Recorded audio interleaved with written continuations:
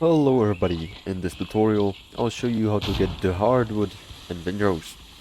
First of all, in the discovery, make sure you got the local threat, Thomas Richards, guild, and this is going to unlock the exploration of the foothills.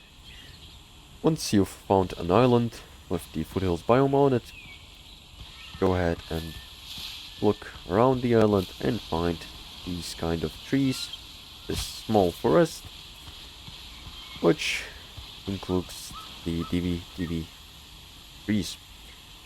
You'll need an iron axe to mine these trees. Once you've done that and have all the tools, go ahead and chop down this tree.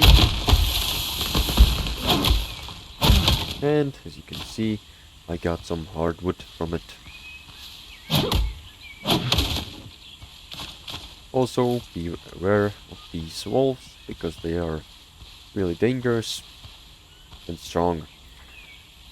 So this is going to be all. Make sure to like and subscribe if you found this helpful, and see you in the next one.